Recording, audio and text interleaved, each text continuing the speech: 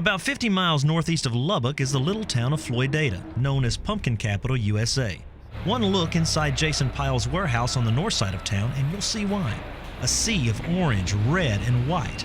Over 30 varieties of pumpkins are packed in cardboard bins, ready to load on trucks headed to pumpkin patches, churches, and Christmas tree farms all over the state. When he was about 17, his dad let him choose what crop he wanted to plant. Now, a little over 2 decades later, this Floyd County native has become the region's largest pumpkin grower. I planted 10 acres, my dad planted 10, and my granddad planted 10. So we all planted, and we started with about 20, 30 acres, and I think we raised about 500 now. The area around Floyd County has a connection with the pumpkin that goes back several centuries. The Spanish explorer Coronado camped in nearby Blanco Canyon. The story goes he ran off several Indians roasting pumpkins to save he and his men from starvation. In the 1950s, B.A. Robertson, or Uncle Slim as he's known, was the very first to plant about 5 acres of pumpkins at the urging of his wife. That inspiration eventually grew into 30 different growers farming over 2,000 acres by the 1990s. People in Floydada are proud of their unique crop.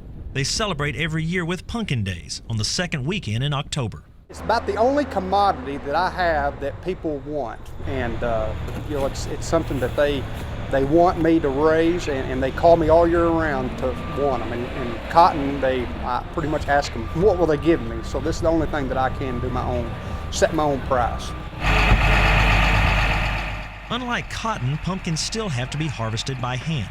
Harvest starts around September 1 and goes through the middle of October.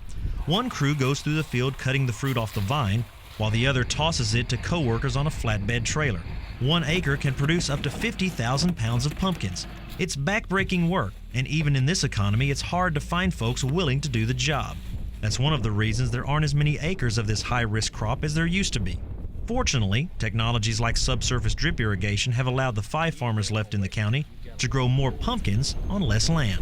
You have to baby a pumpkin crop quite a bit.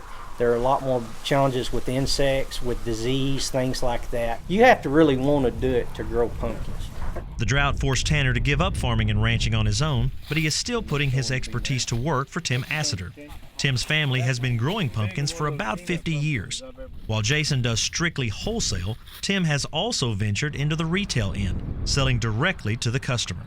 In 1992, my mom quit working, and she just started lining her driveway with pumpkins as decoration, and basically she was using the old culls, the ones that we didn't feel like were worth putting on the truck. People started stopping and buying them. Now Assiter Pumpkin Ranch offers 71 varieties of pumpkins, everything from the common Jackson pies to the more exotic fairy tales and Big Macs. They also give tours to local schools and nursing homes and offer unique arts and crafts made from what they grow.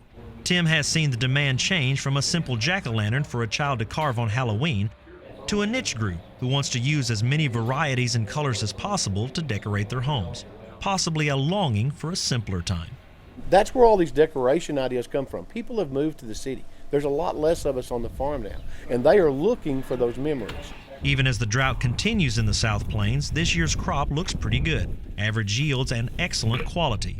Good news for tons of Texas families visiting their local pumpkin patches this fall. And when they find that perfect holiday treat, they have farmers like Jason and Tim to thank. For TFB News, Ed Wolf, Floydada.